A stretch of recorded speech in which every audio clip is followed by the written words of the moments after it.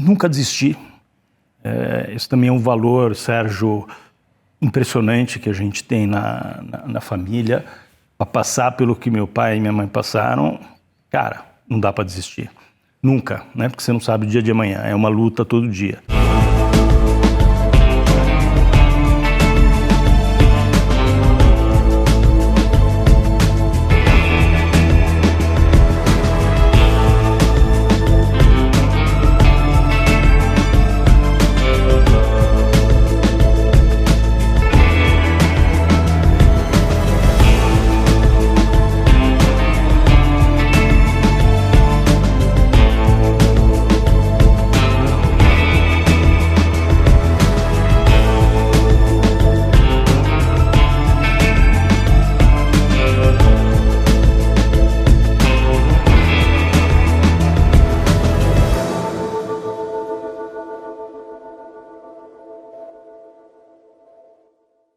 Bem-vindos a mais um episódio de Killer Questions. Eu sou o Sérgio Averbach, seu anfitrião. E eu sou Stephanie Averbach. Este episódio traz uma família que representa diferentes gerações, com trajetórias complementares no mundo dos negócios, da tecnologia e do direito. Vittorio Danesi é um executivo ítalo-brasileiro, fundador e CEO da Simpress, subsidiária da HP e empresa referência nacional em outsourcing e gestão de equipamentos de tecnologia. Nascido em Gênova, na Itália, mudou-se para o Brasil ainda jovem, depois de viver na França, México e Itália. Leonardo Danesi é advogado sênior especializado em direito concorrencial, antitrust e compliance. Atua no escritório Sescon Barrier Advogados. Fernando Danesi é diretor comercial da Simpress, subsidiária da HP, uma das maiores empresas brasileiras em outsourcing de infraestrutura de TI e soluções de negócios. Ele traz mais de 10 anos de experiência na área comercial e atua na empresa desde 2017. Fique conosco, porque neste episódio completo de Killer Questions, em casa, a gente fala tudo. Bem-vindos!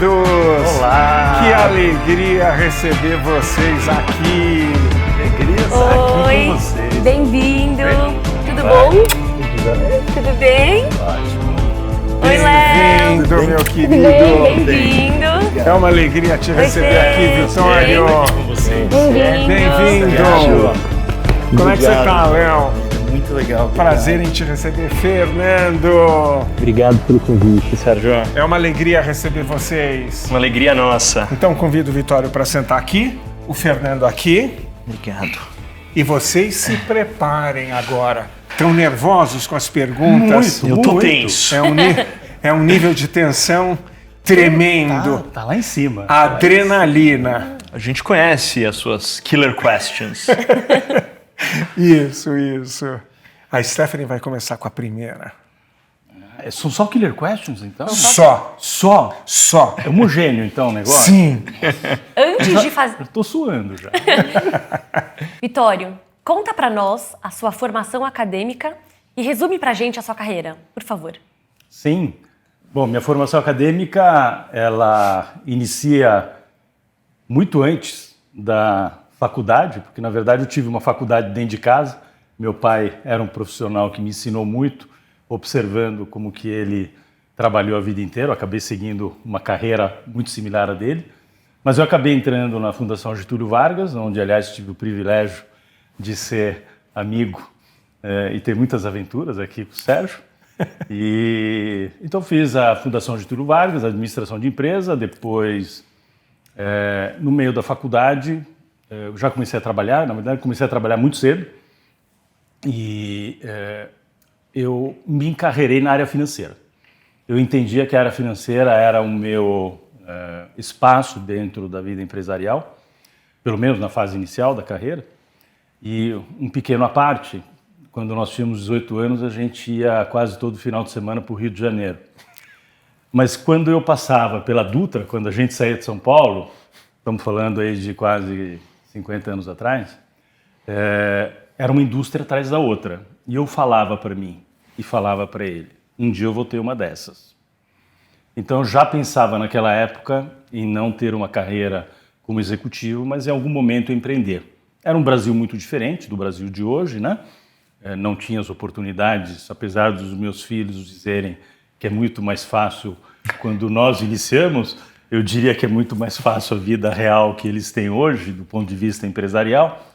Mas no começo da faculdade, comecei a trabalhar na área financeira e no último ano, na hora que eu entrei no último ano da faculdade, meu pai, que era um profissional de vendas e marketing, era um executivo que se desenvolveu como profissional de negócio, falou, por que você não... Na Olivetti. Na Olivetti, na antiga Olivetti, que era uma empresa, era a maior empresa europeia de tecnologia naquela época. E falou, por que você não faz uma experiência na área comercial? Assim, na hora que você se formar, você pode decidir se você entende que faz mais sentido a área financeira ou a área comercial. E eu aceitei, achei que fazia sentido. Meu pai, naquele momento, era sócio de uma empresa de computadores. O Brasil vivia uma fase de reserva de mercado para as indústrias de computadores. Ele era sócio dessa empresa e me convidou para fazer, de certa maneira, uma experiência comercial como gerente de conta. E uma vez que você começa a visitar cliente, a tirar pedido, você nunca mais deixa de fazer isso. Então, a partir daquele momento, eu me tornei um profissional de vendas, um profissional de negócios e desenvolvi toda a minha carreira nessa área. Mas foi muito importante a formação financeira que eu tive. Eu fui estagiário de uma empresa fantástica, que naquela época era uma escola na área financeira, que era a Dow Química, e eu acabei sendo apadrinhado pelo CFO, ele gostava muito de mim. Eu trabalhei 2 anos muito perto dele, e essa formação financeira que eu tive no início da minha vida, muito jovem, tinha 19, 20 anos, me ajudou ao longo da vida inteira com habilidades que eu sempre tive, com números e área financeira, etc. Então, comecei como profissional de vendas, fiz carreira muito rápida, como a GV naquela época, quando nós fazíamos faculdade de manhã. Então, eu trabalhava meio período como vendedor.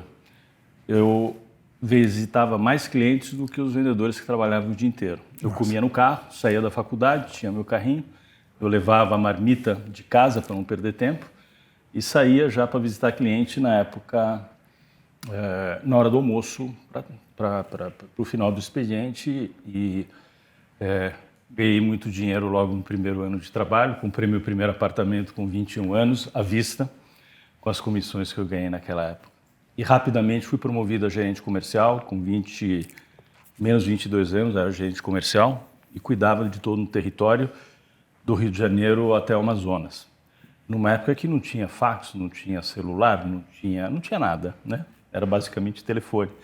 E eu tinha 22 anos, então eu praticamente ficava 2 meses fora de casa, visitando todos os revendedores que a gente tinha naquela época, naquele território.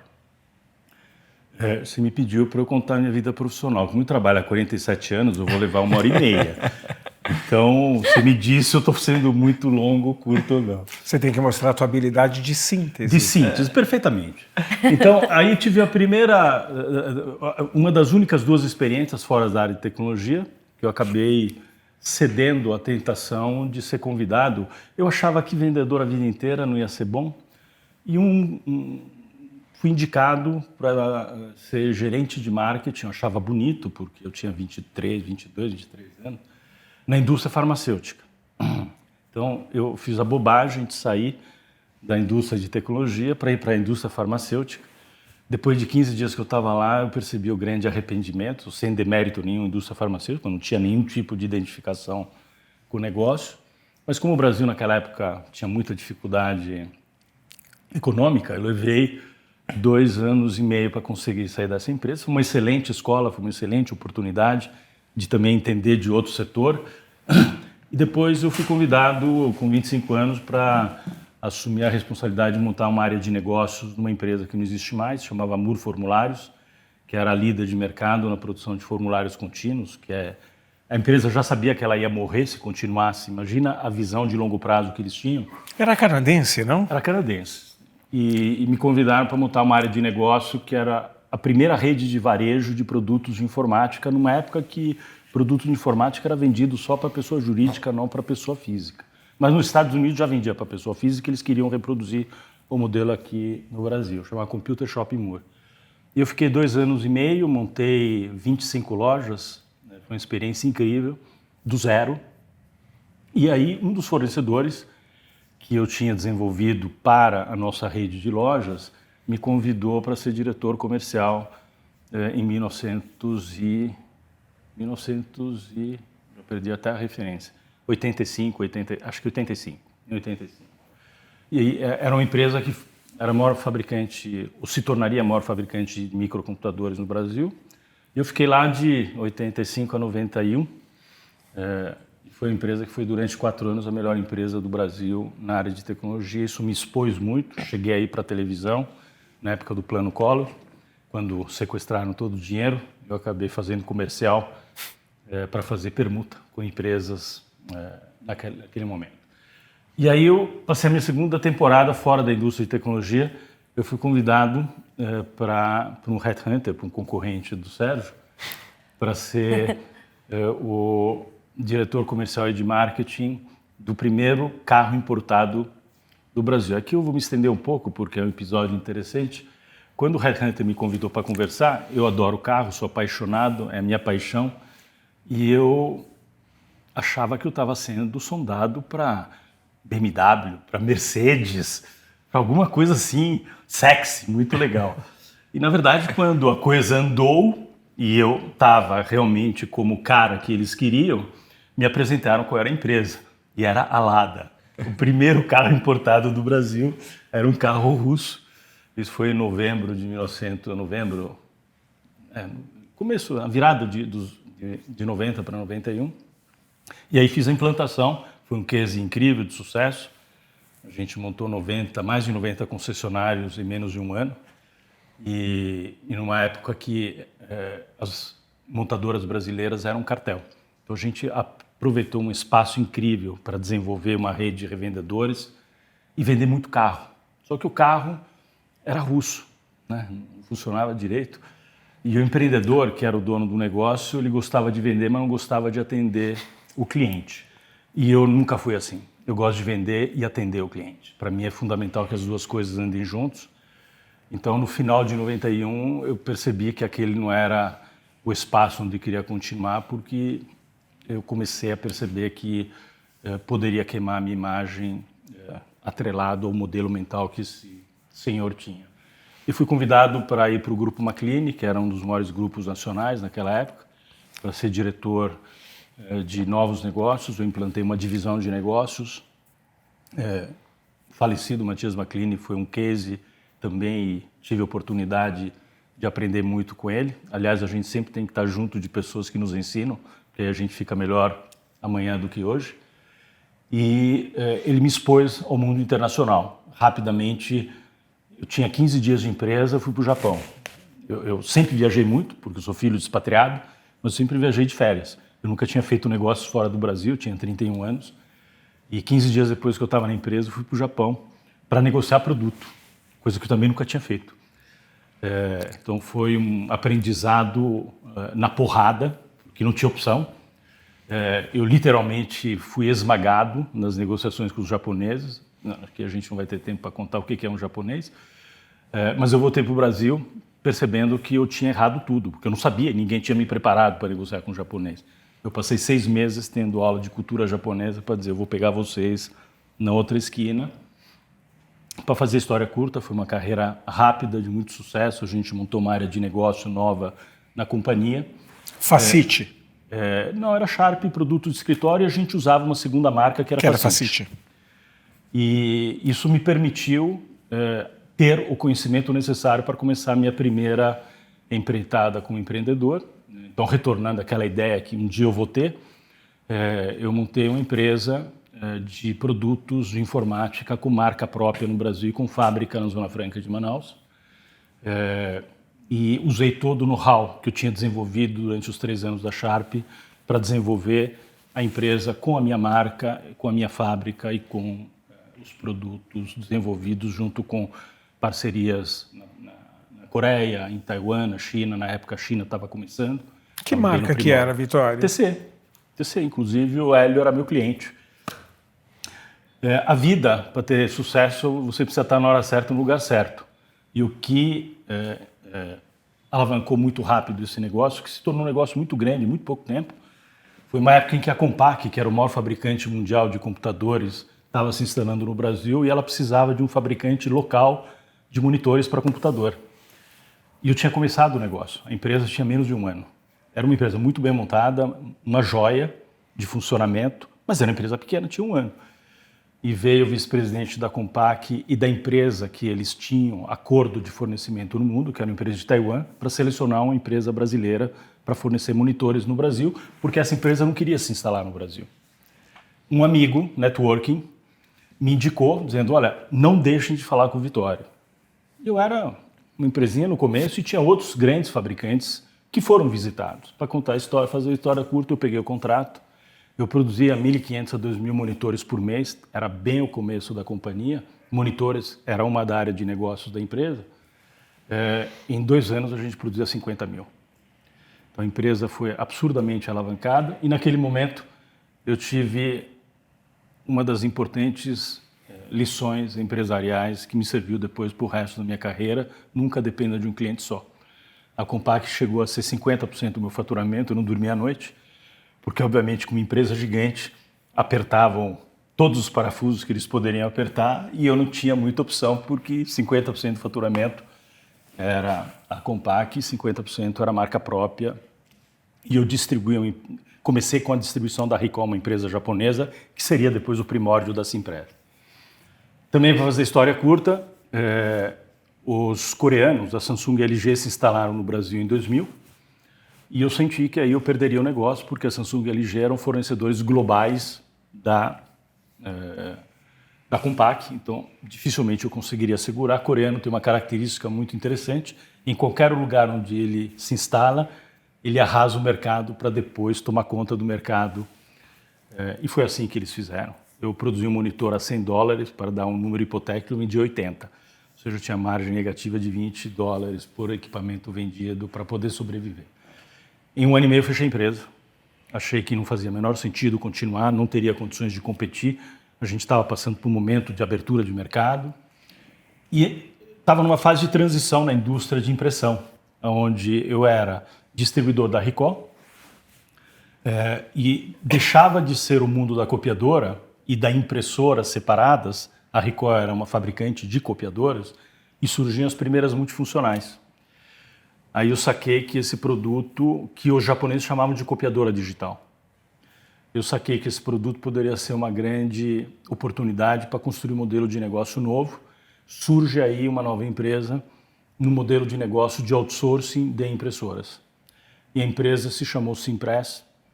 Simpress está para sistemas de impressão, porque eu percebi naquele momento que se eu fosse chamar o produto de copiadora digital como os japoneses chamavam, todos os japoneses tinham lançado esse produto, eu não conseguiria falar com o cara de TI.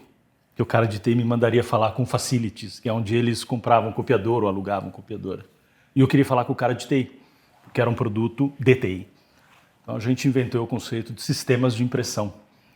Ah, sistemas de impressão? Ah, tá comigo. E a gente conseguiu abrir a porta da TI e a gente deu o nome da companhia de Simpress, que está como sistemas de impressão. E aí começa a jornada dos últimos 24 anos. Foi uma empresa que começou do zero, com 12, 15 funcionários, não me lembro bem na época, em torno de 15, 4 ou 5 ainda estão na empresa. E hoje é uma empresa de 2 bilhões, quase 2 bilhões de faturamento, 3 mil funcionários, líder de mercado em praticamente todas as categorias de produto onde a gente atua. E ela teve uma jornada de costumo dizer, vários livros. Ela foi uma empresa de empreendedor durante os primeiros anos, depois a empresa teve um sócio de private equity que se tornou investidor da empresa em 2007. A empresa foi comprada por uma gigante internacional que foi a Samsung em 2015.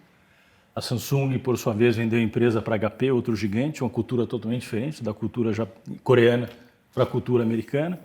Eu tive o privilégio de continuar liderando a empresa mesmo na situação de ter sido vendida. Foi a coisa mais importante que eu fiz, porque claramente não teria me sentido bem deixando de atuar no mercado corporativo, que é o que eu gosto. E é isso, essa história. Hoje, em 2025, a empresa tem 24 anos. A gente reposicionou a empresa em 2019, lançando outras categorias de produto. A empresa em 2019 faturou 660 milhões e no ano passado faturou 1,7 bilhões.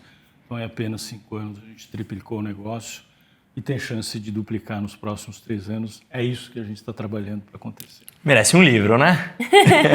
Parabéns. Vocês pediram para ser sumarizado, é muita história para A contar. Stephanie imaginou que a resposta seria um pouco mais sucinta. Fernando, me conta você agora sobre sua carreira, sua formação. Minha jornada é mais curta. Eu também me formei em administração de empresas pela FGV. Durante a faculdade fiz intercâmbio na China, fiquei quase 1 ano fazendo uma dupla graduação. Em determinado momento volto para o Brasil, começo a trabalhar em consultoria estratégica, fico pouco mais de 1 ano e aí inicia uma jornada empreendedora de menos sucesso do que a do Vitório, que na verdade eu assumi uma operação que já existia na época, uma empresa fundada pelo meu avô, que fazia importação e distribuição de ferramentas para o pequeno varejo. Em determinado momento o negócio ia bem, a gente acabou, na época, constituindo outras empresas, todas muito sinérgicas ao público que nós tínhamos, que era um público bastante informal. Então, criamos uma factoring, criamos uma importadora e beneficiadora de pedras ornamentais e uma quarta empresa que surgiu já no last mile, que chamava DGK, que era uma empresa de soluções de eficiência energética. Então, basicamente, a gente fazia retrofit de instalações e o saving que a gente gerava na conta de energia elétrica, a gente basicamente bilhetava o cliente com uma fração desse saving. O negócio no início foi bem, em determinado momento, em meados de 2016, 2017, o oxigênio acabou, o Brasil entrou em crise, eu tive alguns problemas de uma exposição demasiada de crédito e aí acabei perdendo capital de giro e as empresas em que eu não tinha sócio, a gente acabou encerrando, as empresas que eu tinha sócio, acabei fazendo um acordo e saindo da sociedade. Isso foi em meados de 2017. E aí, naquele período, estava meio sem rumo, né? Quando você toma algumas ondas na cabeça, você fica meio desnorteado. E aí, na época, tive a oportunidade, muito por uma provocação do Vitório, de bater papo com alguns diretores da Simpress para entender onde eu mais me identificava. Enfim, eu sempre gostei muito da área comercial, então sempre me considerei uma pessoa de negócio, não uma pessoa técnica. E aí conversei com alguns diretores na época e me apaixonei pelo negócio. Obviamente que já conhecia a empresa, mas com uma visão um pouco mais distante. Na época de faculdade também tinha tido o privilégio de fazer alguns trabalhos com a Simpress e o que mais me apaixonou é que a Simpress não é venda transacional, é venda consultiva, né? Então, cada cliente tem um perfil diferente, tem uma dor diferente e na companhia a gente tinha a possibilidade de criar soluções que fossem de fato customizadas e que atendessem essa dor de maneira mais efetiva. Então, tive a oportunidade de entrar como gerente de contas em julho de 2017. Na época, pertencia a uma estrutura em São Paulo. E, dado a jornada mal sucedida, né, que eu brinco que foi o MBA mais caro que eu poderia ter tido, eu, enfim, tinha vendido tudo, perdi carro, enfim. E aí, na época, vendedor sem carro não funciona, né, e aí comprei uma mobilete para fazer visitas em clientes. E aí comecei, de fato, a trabalhar na Simpress com um peso nas costas de alguém que tinha chegado e que precisava de fato entregar o resultado, por 2 motivos. Um, porque eu precisava conquistar o meu espaço na companhia. 2, porque eu devia isso a quem me deu a oportunidade de entrar na empresa naquele momento. Então, realmente ralei muito para entender o negócio, me capacitar tecnicamente. E aí, enquanto a média dos vendedores faziam 2, 3 visitas por dia, eu fazia 6 visitas de motinha. E aí, rapidamente, acabei ocupando o meu espaço. Então, aquele preconceito, né, de que tá ali porque é filho do fundador, é filho do presidente.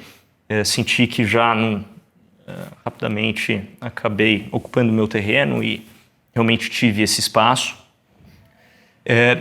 Trabalhei como executivo de contas durante 1 ano e meio. Na sequência, tive a oportunidade de assumir a gerência comercial de uma estrutura e aí começou de fato minha jornada de gestão e hoje tenho responsabilidade pela gestão das nossas filiais, então cuido de todas as nossas estruturas no Sul, Nordeste e interior de São Paulo. Então estou nessa jornada com o privilégio de aprender diariamente e ter vários MBAs ao longo dessa jornada. Como é que é trabalhar com o pai para você? É um privilégio, mas é desafiador. É desafiador porque eu sou um cara que me cobro muito. E quando você tem alguém que teve uma jornada de tanto sucesso quanto ele teve, existem barreiras que você precisa derrubar ao longo da jornada. É natural, né? Então, você já entra devendo, né? Então, esse preconceito, ele existe, é latente, obviamente.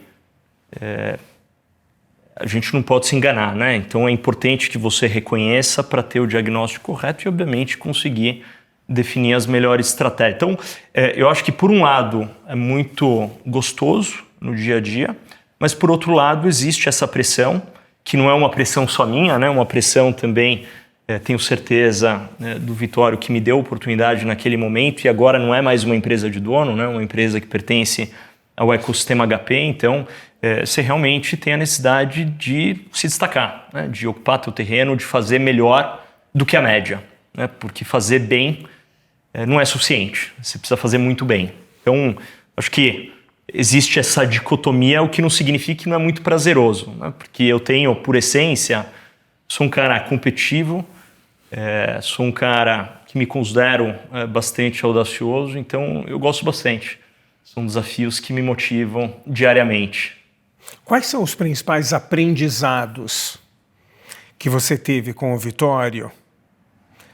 Você escolhe quantos, Fernando? 2, 3, 4, mas que foram fundamentais para você ultrapassar os desafios, os obstáculos e se provar na organização. Quais foram os principais aprendizados que têm a ver com esse DNA da família?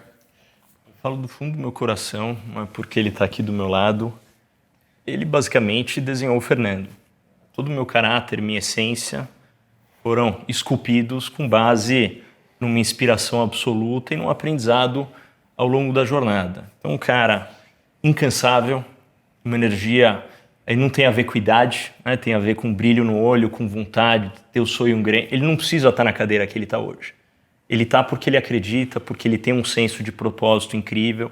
Então, isso realmente me gera uma admiração profunda. Então, acho que esse é um primeiro aspecto. É o cara mais disciplinado, determinado que eu já conheci, né? A gente até brinca que somos robozinhos no dia a dia.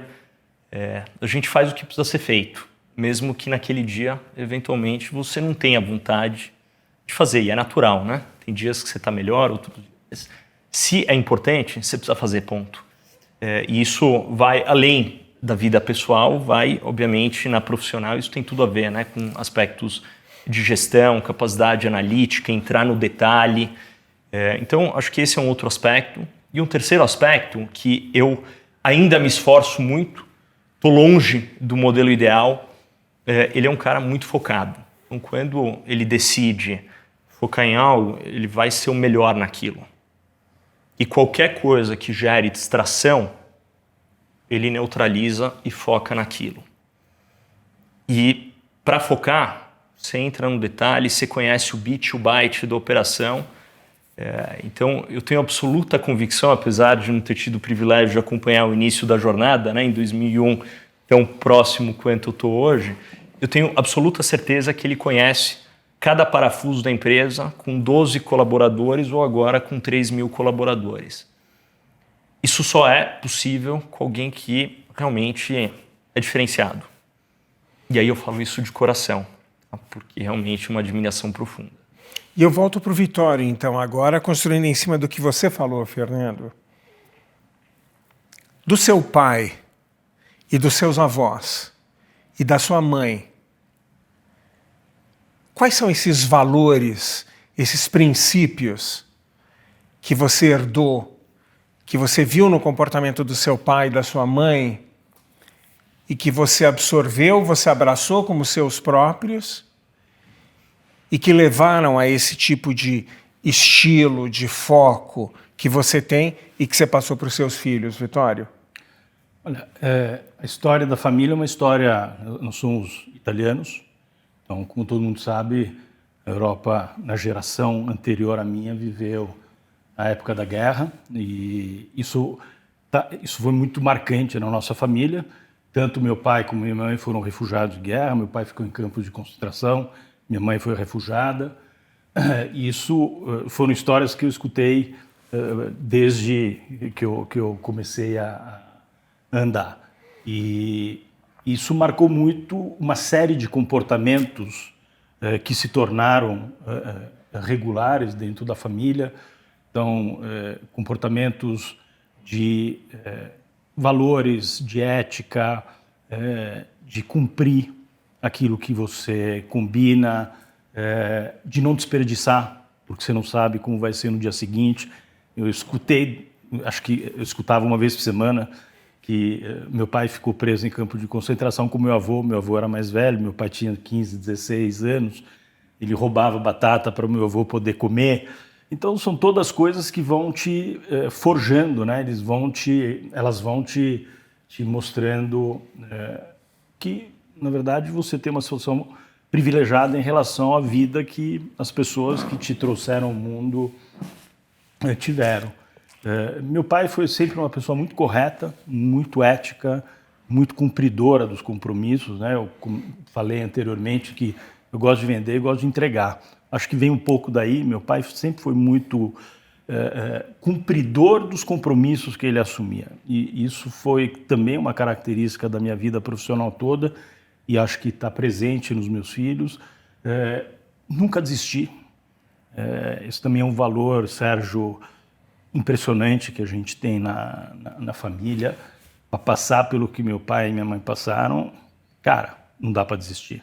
Nunca, né? Porque você não sabe o dia de amanhã, é uma luta todo dia. A vida que depois meu pai e minha mãe tiveram, depois que acaba todo esse episódio da guerra, né? A Europa entra naquela fase da Golden Age, do apogeu, meu pai começa a vida profissional dele, teve uma carreira internacional de sucesso, mas não foi uma vida fácil, né? Eu costumo dizer, entre o dia que eu nasci e o dia que eu vim para o Brasil, a gente mudou 5 vezes. Em 15 anos. Cheguei no Brasil que eu não tinha 15 anos. Você morou na França, morou no México e aonde mais? Moramos com 40 dias nós já fomos para a França. Daí fomos para o México. Do México voltamos para a Itália. Da Itália nós voltamos para a França. Da França nós voltamos para a Itália. E finalmente viemos para o Brasil. Então, isso... foi praticamente dos 0 aos 14, 15 anos de idade. Acho que são 5 mudanças, era uma mudança menos de 3 anos. Né? Hoje você para pensar e fala, cara, 3 anos parece ontem. A gente mudava de cenário a cada 3 anos. Então a família tinha que estar muito unida. Meu pai trabalhava, era uma geração diferente da nossa, né? Geração diferente da minha e muito diferente da deles, né? Então eu saía às 7h30 da manhã, 8 horas, né? Via a vida inteira dele, chegando 8 horas no escritório e voltando 8 horas da noite.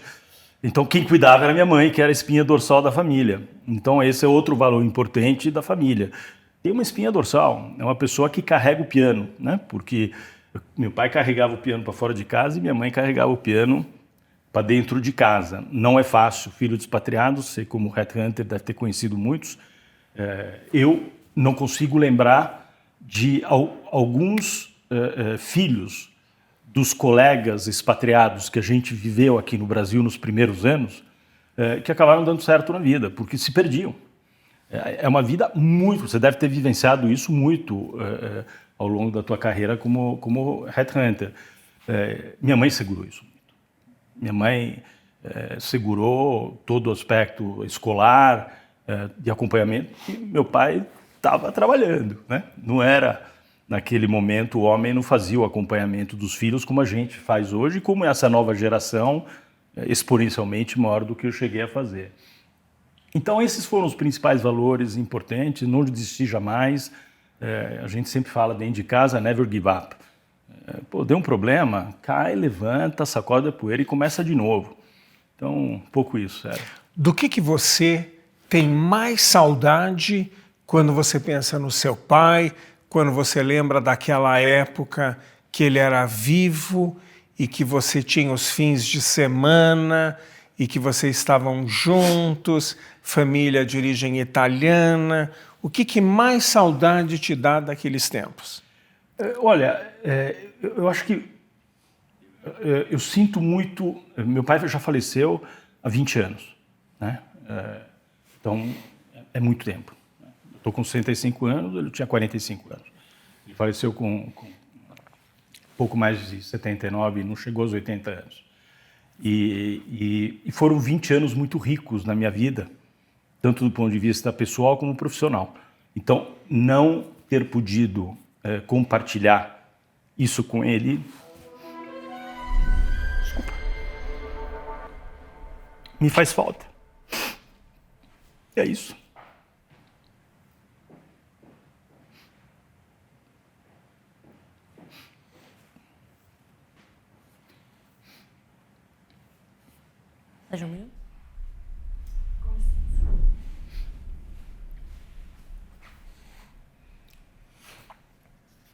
Ele não ter vivido essa fase que a gente viveu nesses 20 anos,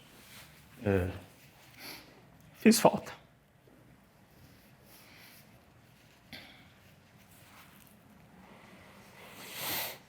Eu vi um vídeo há algum tempo de um cara que estava entrevistando o outro e teve um momento que esse outro cara ficou muito emocionado, como você. E aí eu aprendi que quando isso acontece, a gente tem que estar presente no momento e tem que dar o tempo e respeitar a emoção. Fernando, refletindo sobre toda a tua experiência de vida até hoje,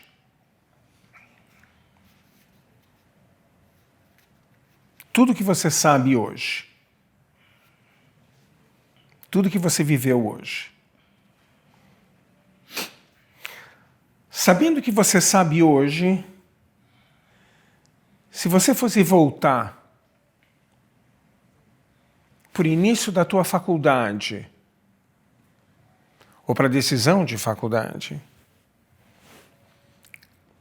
e nesses primeiros anos, e depois se formando, sabendo o que você sabe hoje, o que você faria diferente para acertar ainda mais, para buscar ser mais feliz, para buscar se estressar menos, para viver uma vida mais leve, procurar se realizar mais? Te digo de bate-pronto.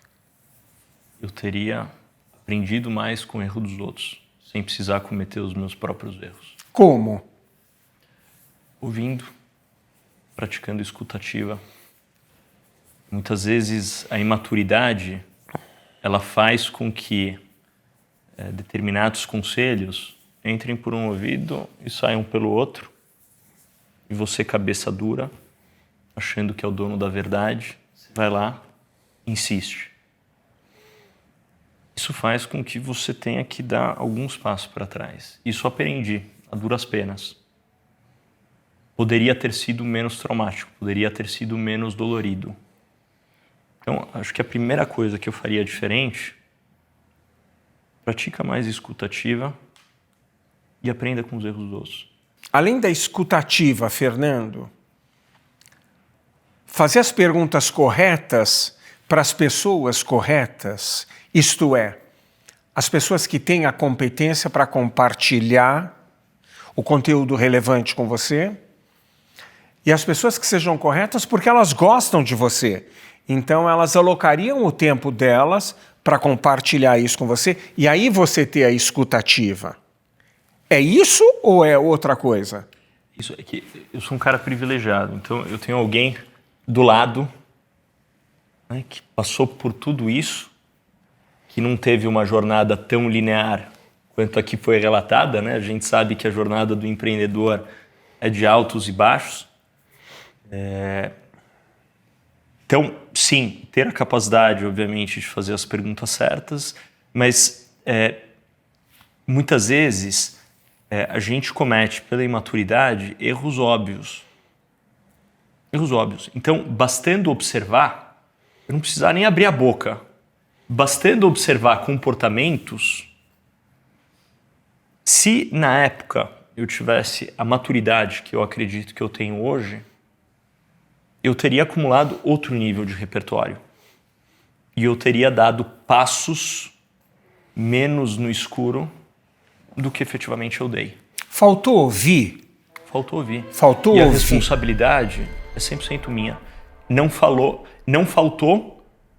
faltaram pessoas para me dizer qual caminho eu deveria percorrer.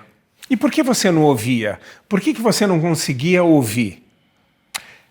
Por imaturidade, por ser cabeça dura, por achar que é o dono da verdade, por achar que os contextos eles não são os mesmos e os cenários eles não se repetem, por tudo isso. E quando você se dá com os burros na água, aí você se dá conta, caramba, eu deveria ter ouvido. É isso? É isso. Vitório, com tudo que você sabe hoje, com essas décadas de experiência nos altos e baixos, que eu acompanhei, porque somos próximos até hoje, se você fosse se reunir com o Vitório, garotão, lá atrás, quando você começou a trabalhar, e aquele Vitório ouvisse, ele ouvisse com a escutativa que o Fernando disse, absorvesse o que você teria para compartilhar com aquele Vitório novo, aquele Vitório jovem. Quais seriam as principais recomendações que você teria vontade? Abre a cabeça, garoto, isso é crítico. Vai fazer você mais feliz, você vai sofrer menos, você vai se sentir mais energizado, feliz, vai acelerar a realização dos seus sonhos. O que você compartilharia com ele que seriam as coisas mais importantes? Olha, também eu tenho debate pronto. E eu não sei se eu conseguiria ajudar o Vitório de 40 e tantos anos atrás. Por que não? Porque não existia isso naquela época. Na verdade, eu acho que o que mudou muito a minha vida, para melhor, foi quando fui exposto aos conceitos de inteligência emocional. Que isso é coisa de 15, 20 anos atrás. Quando a gente começou a trabalhar... Mais de 20. Eu fui exposto ao redor de 20 anos atrás. Isso para mim foi um divisor de águas na minha vida. À medida em que eu passei a ter uma inteligência emocional, hoje eu me considero muito qualificado nesse tema.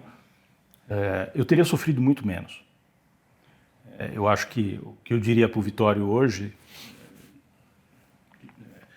sofre menos, né? Se você está fazendo a coisa certa, sofre menos.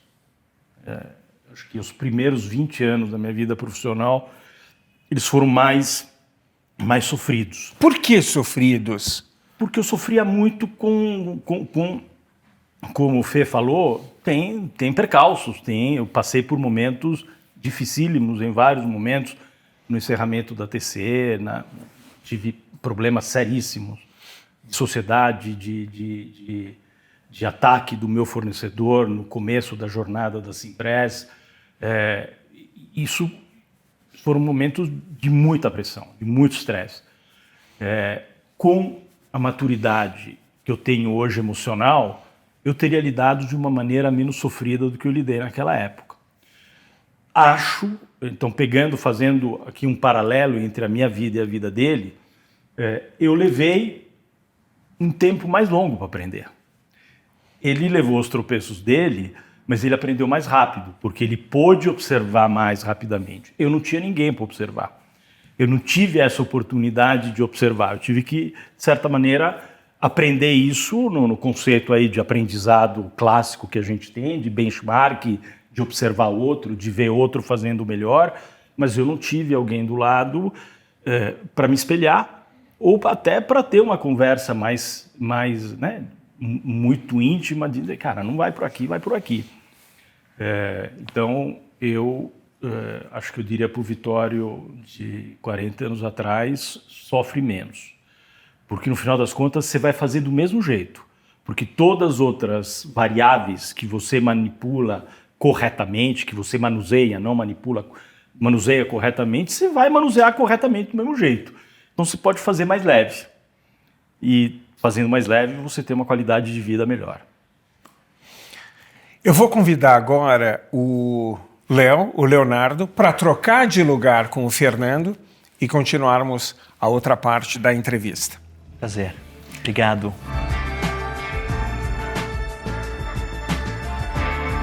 Legal te receber também aqui, Léo.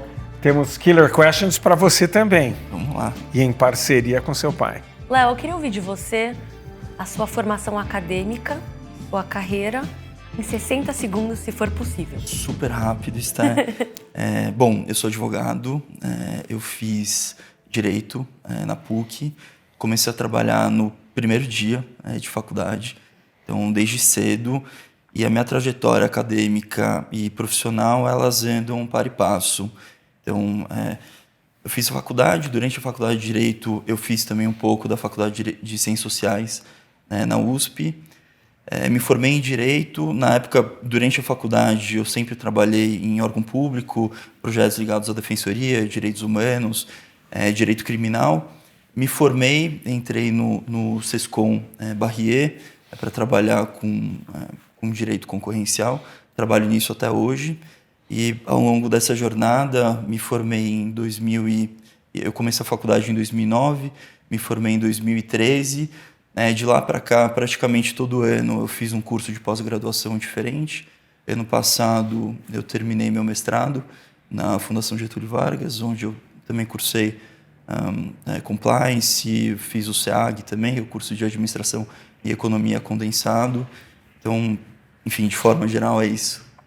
Léo, por que você decidiu seguir uma carreira diferente do seu pai? Acho que essa é uma ótima pergunta. Na verdade, sempre foi a minha grande questão na época em que eu estava, enfim, prestando vestibular. A dúvida era, será que eu vou para a administração? Desde pequeno, ouvindo em meu pai, a gente sempre teve conversas muito longas, muito filosóficas e com muito negócio. Acho que eu conheço BPS, MPS, desde que eu me entendo por gente. Então, de fato, a administração era uma coisa que parecia muito natural. Mas eu me formei na escola e decidi fazer um ano de cursinho. E aí, esse ano de cursinho, para mim, foi...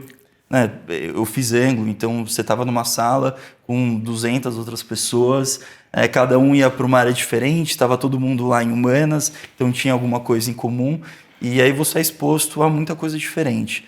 Eu acho que o ano de cursinho para mim foi determinante para entender o que eu realmente queria, e mesmo assim eu ainda estava em dúvida, afinal fui fazer Direito e Ciências Sociais. No final eu abandonei o curso de Ciências Sociais e segui só com o curso de Direito. Mas, de fato, foi por conta dessas outras exposições. E eu queria voltar naquele ponto, com tudo que você sabe hoje, Léo, tudo, com toda essa experiência que você teve, o que no seu julgamento você deveria ter feito diferente e que você não fez? E que teria sido melhor para a tua vida, para a tua carreira, para a tua paz interior, para a tua satisfação? Sérgio, assim como meu irmão e meu pai, eu também tenho a resposta de bate-pronto. Eu acho que é prioridade, saber eleger as prioridades certas. Eu acho que esse talvez seja o grande desafio da nossa vida. A gente sempre vai ter muita tarefa, sempre vai ter muita coisa para fazer, está devendo para muita gente. Agora, eleger exatamente as prioridades, aquilo que a gente precisa resolver agora, eu acho que é o grande desafio. Então, se eu estivesse falando com o Leonardo de 10, 15 anos atrás, a dica seria essa: elege melhor as tuas prioridades. E como é que você enxerga a melhor forma de eleger as prioridades corretas e depois focar nas prioridades corretas com toda a energia? Eu acho que essa é uma ótima pergunta. Talvez passa por um pouco de autocrítica, parar e racionalizar o processo. Bom, eu tenho A, B, C, D para resolver agora. E que de fato para mim é mais importante, olhando no curto, médio prazo os meus objetivos. Não é uma tarefa fácil, é uma reflexão, acho que quando a gente olha para tarefas muito práticas, objetivas, pode ser um pouco mais fácil, mas olhando num prazo um pouquinho maior, eu acho que é muito desafiador, mas eu acho que passa por esse processo de racionalização e autocrítica. Eu tenho uma visão muito minha sobre como eleger as prioridades corretas, mas eu não quero falar. Eu quero antes perguntar para o Vitório. Com base na tua experiência, Vitório, como é que você enxerga a melhor forma de eleger as prioridades corretas? Principalmente numa situação que a pessoa não sabe exatamente, não tem segurança. Será que essas são as prioridades corretas? Eu não quero parecer presunçoso, mas isso faz parte do meu modelo mental. Então, eu não penso nisso. Você tem duas formas, né? Uma, você nasce, o Cristiano Ronaldo nasceu sabendo jogar bola, além do mais, ele treina muito. Né? O Neymar nasceu sabendo jogar bola. Tem o talento, né? Você quer dizer? Todos nós temos talentos. Né? Esse é um talento que eu tenho. Mas se a pessoa não tem esse talento, como é que você enxerga? Eu não sei, porque eu faço de forma tão automática, focar, né? O Fê falou muito em foco. Eu sou uma pessoa com nível de foco absurdo. E eu acredito nisso e estimulo as pessoas a terem foco. Toda a minha vida eu fui focado. A forma como administrei as empresas foi focado. A forma como eu administro a empresa hoje é foco, foco, foco. Eu repito isso ao infinito na companhia. Porque eu acredito que quando você foca, você vai na essência. Quando você vai na essência, você se torna o melhor naquilo. E eu faço isso de forma automática. Isso, para mim, faz parte da minha essência. Tem uma porrada de coisa que eu precisei aprender na vida. Acabei de dizer para você o tema da inteligência emocional. O foco eu não precisei aprender. Eu faço isso, eu já acordo de manhã focado. Funciono desse jeito. Esse tema é tão importante que eu quero aprofundar um pouco mais e daqui a pouco eu vou passar novamente para a Stephanie. Você tem esse talento, mas o Léo acabou de confessar que ele não tinha esse talento tão desenvolvido lá atrás. E eu perguntei para o Léo como é que ele enxerga, e eu percebo que ainda tem uma lacuna aí. Na minha visão, a forma quando você não tem determinada habilidade tão desenvolvida, você precisa desenvolvê-la. Assim como o Vitório buscou desenvolver habilidades de inteligência emocional. A melhor forma, ao longo da minha carreira, de décadas em consultoria, é você buscar o melhor recurso. E o melhor recurso é um coach. E o coach, para funcionar, tem que ser um cara espetacular. Não basta ser bom ou muito bom. Tem que ser espetacular. Com uma abordagem consultiva, identificar a necessidade e ajudar você a desenvolver determinada habilidade. E para funcionar, o coach, ele além de ser competente, você tem que gostar dele e ele tem que gostar de você. Tem que ter uma química muito importante, senão também não funciona. Porque quando a gente não tem determinada competência, a gente tem que ir atrás e desenvolver. Não tem jeito. Tem gente que nasce com o talento, né? Do foco, do futebol, o que seja, ou da música, ou da dança, não é? Vou passar para a Stephanie, a próxima pergunta. Léo e Vitório, vocês representam gerações muito diferentes. Quais são as maiores diferenças que percebem na forma de ver o trabalho, o sucesso e o propósito? Se quiser ir primeiro, Vitório. Olha, e quem vem atrás, né, 10 anos a menos ou 15 anos a menos do que eles, tem algumas diferenças adicionais. Eu acho que quando nós nascemos profissionalmente, nem sabíamos o que era propósito, né? Não existia isso de maneira muito clara, né? Então, eu acho que dentro desse conceito evolutivo, de que o mundo vai mudando, conceitos vão surgindo, você acaba... Eu tenho uma outra característica que é muito marcante, não sei se boa ou ruim, mas é muito marcante. Eu gosto de aprender todo dia, para poder, no dia seguinte, ser pelo menos um pouquinho melhor do que fui hoje. E eu, apesar de ter 47 anos de vida profissional, eu nunca usei aquela frase no meu tempo. O meu tempo é o de hoje e de amanhã, não é o de ontem. Porque o mundo é dinâmico e ele muda todo dia. Nós nascemos profissionalmente numa geração em que você se dava ao luxo de aprender e esse aprendizado ele durava anos. Hoje, o que eu sei hoje, amanhã eu já tenho que adaptar, porque é uma velocidade tão absurdamente exponencial em relação ao que foi no passado. Então, isso eu também digo todo dia dentro da empresa. Eu tenho um programa dentro da companhia que é o Café com o CEO e não tem liderança, são só os profissionais operacionais da companhia.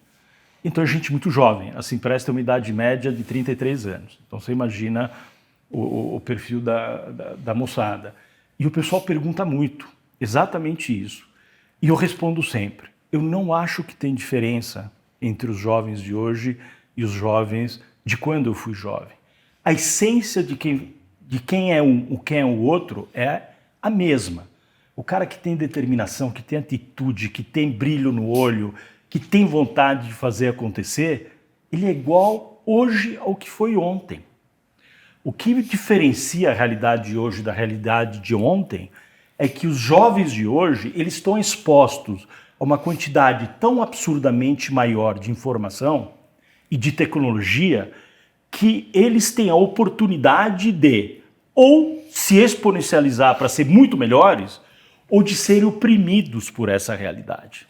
Eu acho que o que o mundo hoje precisa trabalhar e tratar, e eu não vejo ninguém fazendo isso, é ensinar, letrar, educar as pessoas a utilizar corretamente os recursos que estão disponíveis hoje. Porque esses recursos, eles podem ser fatores que alavancam uma pessoa ou aniquilam uma pessoa. Porque você fica tão perdido no meio de tudo que existe que você não consegue... O que eu faço? E eu vejo isso na moçada no dia a dia. Muitas vezes não é que o jovem de hoje quer menos do que o jovem de ontem, ou é mais preguiçoso, ele quer ter uma qualidade de vida melhor. Não acho que seja diferente. O que eu acho que são pessoas em realidades totalmente distintas do que elas foram 4, 5 décadas atrás. E hoje nós, mais experientes, temos uma tremenda responsabilidade de ajudar vocês, que estão vindo e chegando, a saber utilizar corretamente os recursos que estão disponíveis. Vamos ver se o Léo tem o mesmo pensamento. Eu vou dizer o seguinte, assim, a gente tem exatamente 30 anos de diferença, né? Ele tem 65, eu tenho 35. Eu passei a infância inteira vendo ele saindo super cedo de casa, chegava tarde, ainda ia fazer esportezinho dele. É assim desde que eu me entendo por gente. E acho que a gente foi forjado, eu e o Fê, a gente foi forjado, foi moldado com isso. A visão que eu tenho do meu pai é de alguém obsessivo. Ninguém ganha de alguém obsessivo. Ele quer alguma coisa, ele vai, ele se prepara, ele faz o que tem que ser feito, ele tem a calma de esperar o negócio acontecer. Essa é a visão que eu tenho dele, uma obsessão não no sentido negativo, uma obsessão no sentido positivo. E eu tento projetar a minha história, a minha atuação, a minha pegada nas diferentes posições e coisas pelas quais a gente passa na vida de uma forma parecida. Eu tenho muito para mim, pode ser até um pouco clichê, mas aquela poesia do Fernando Pessoa que fala para ser grande, ser inteiro, nada teu exagero exclui, ser todo em cada coisa, quanto és no mínimo que fazes. Eu tenho muito para mim isso e eu tento, de fato, ser inteiro em tudo aquilo que eu faço. Antes da faculdade foi no basquete, eu fui federado em basquete, fui federado em karatê, estava na liga profissional. Depois disso foi a faculdade, eu vivi a faculdade muito intensamente, né, estagiando o tempo inteiro e projetando aquilo que eu aprendia no estágio e agora no trabalho. Acordo cedo, trabalho muito, termino o dia à tarde e eu ainda vou para a academia fazer a minha parte no final do dia. Então, eu acho que a gente tem uma diferença de 30 anos, mas eu acho que isso um pouco mudou, de fato. Obrigado por compartilhar. Agora nós vamos na direção do fechamento do nosso encontro. Eu queria fazer uma pergunta para vocês dois e depois nós vamos convidar o Fernando para fazermos um ping-pong aqui. Pergunta para o Léo. Se você tivesse uma varinha mágica, poder mágico ilimitado, para fazer a diferença no mundo, mas você só pudesse escolher 3 coisas que você mudasse totalmente num passe de mágica, quais seriam essas 3 coisas? Super desafiadora essa questão. Acho que podia pensar muito para responder uma coisa ideal. Mas, assim, primeiro, sem dúvida nenhuma, acabar com a emergência climática. A gente não precisar se preocupar, não precisar ter preocupação nas futuras gerações. Proteger o planeta. Proteger o planeta. Essa é número 1. Número 1. 2. Número 2, igualdade de oportunidade para todo mundo. Acho que isso faz diferença, ter o nível de educação que a gente teve, ter a organização que a gente teve em casa, acho que ajudou muito a gente a estar onde a gente está hoje.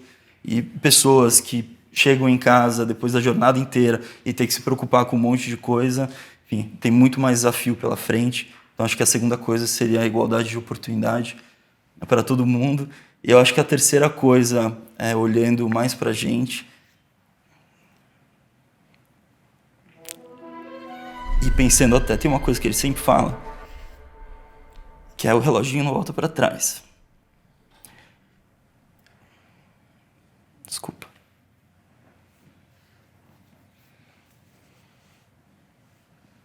Eu acho que ao longo desses 35 anos, eu perdi muita oportunidade dentro de casa para aprender, para conviver, para conversar. E eu acho que o terceiro desejo seria olhar para trás e corrigir esses momentos. Obrigado por compartilhar. Vitório, 3 coisas que você poderia mudar no mundo com poder mágico ilimitado.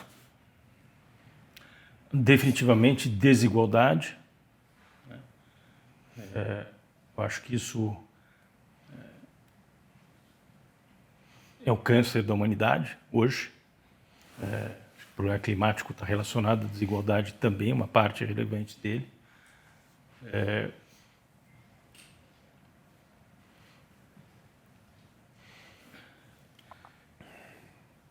Acho que desigualdade, para mim, é o principal aspecto que hoje eu me preocupo, que eu sinto, que eu estudo.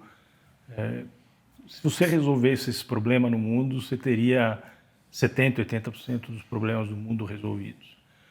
O mundo hoje está vivendo um momento de extrema dificuldade em função do aumento da desigualdade, que é absolutamente antagônico com o desenvolvimento da riqueza que a gente teve com a aceleração digital dos últimos 30 anos. A aceleração digital, ela gerou riqueza para poucos.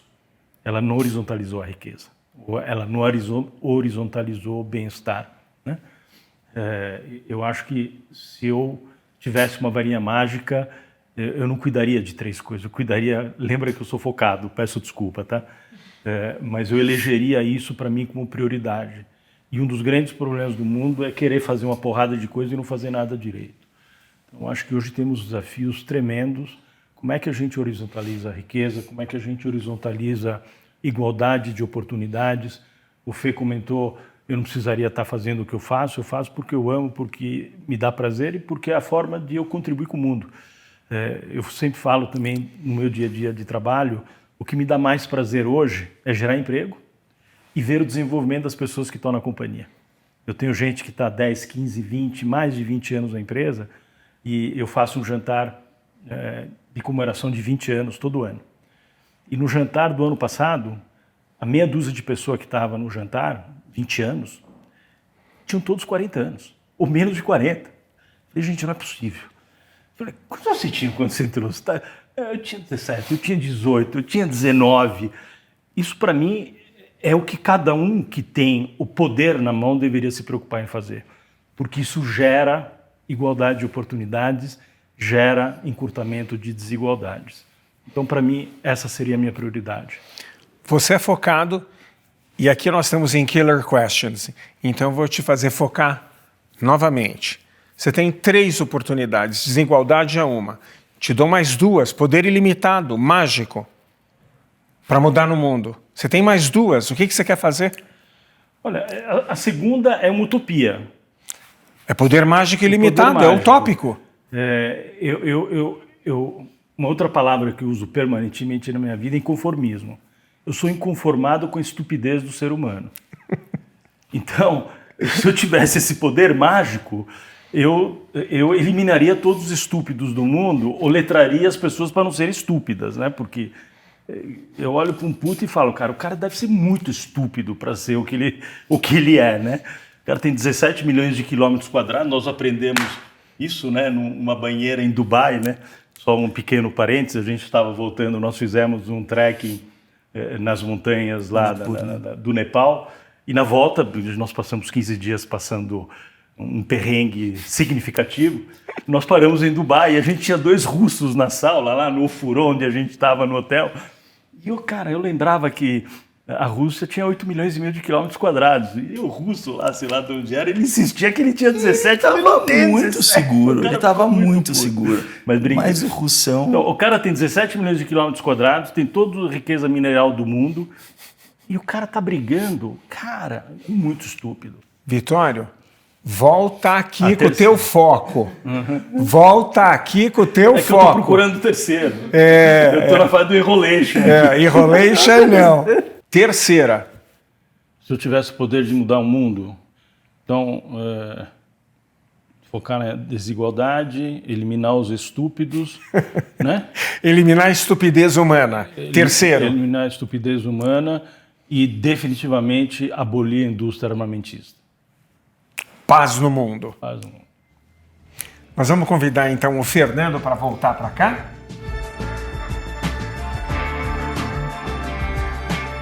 Para a gente fechar esse nosso bate-papo, nós vamos fazer um ping-pong agora. Respostas curtas, diretas. E nós nos inspiramos em Bernard Pivot. Primeira pergunta. Fernando, qual que é o som ou ruído que você mais ama? Cachorro, teu doguinho. Léo? Eu posso falar do doguinho. Você nem tem doguinho. Eu acho que o barulho de árvore, do vento batendo na árvore. Vitório. Você tem um microfone, Vitório, não precisa. O barulho de uma Porsche GT3 no final da reta de Interlagos. Fernando, qual que é o som ou ruído que você mais detesta?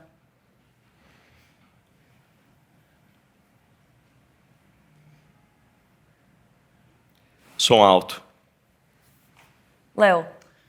Quebradeira de madrugada, britadeira no asfalto. Vitório? Mulheres gritando. Podia ser o Teams também, né? Fernando, qual que é o seu palavrão preferido? Bosta. Léo? Caralho. Porra! Fernando, qual que é o elemento da natureza que você mais ama? Chuva. Léo? Planta. Vitório? Mar. Fernando, qual profissão, diferente da sua, você definitivamente não gostaria de ter seguido? Dançarino. Léo? Sou contador. Médico.